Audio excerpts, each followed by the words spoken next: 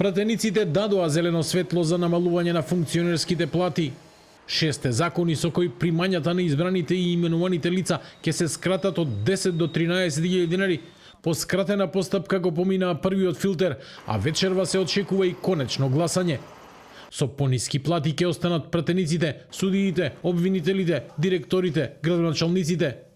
Целта е да се спречи непропорционалното зголемување на платите, да се обезбеди поголема транспарентност и еднаква распределба на буџетските средства на начин што платите на пратеници да бидат во согласност со економската реалност на државата. Првите реакции стигнаа од обвинителите. Од нивното здружение велат дека намалувањето е спротивно на законот, според кој платата не смее да се крати, освен по дисциплинска основа. Подсетуваат дека обвинителската функција е неспојива со друга дејност, дека платата е единствен приход и дека нивните примања од 90 до 130.000 денари се најниски во регионот.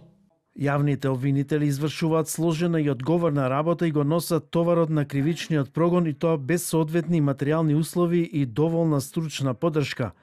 Законски предвидените додатоци за сложеност на трудот со години наназад не им се исплаќаат поради недостаток на средства во буџетот.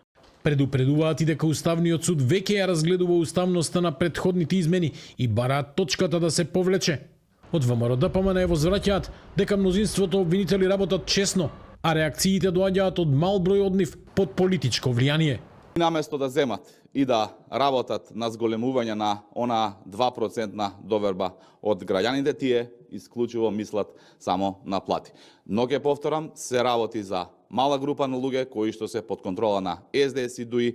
И покрај намалениот коефициент, поради повисоката просечна плата, дел од министрите ќе добиваат и нешто повисоки примања, околу 122.000 наместо досегашните 118.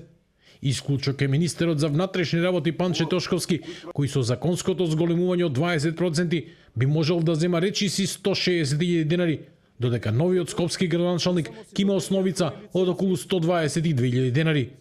Функционерските плати пред неколку години пораснаа за 78% по укинувањето на замрзнатиот коефициент, што тогаш предизвика силни реакции во јавноста.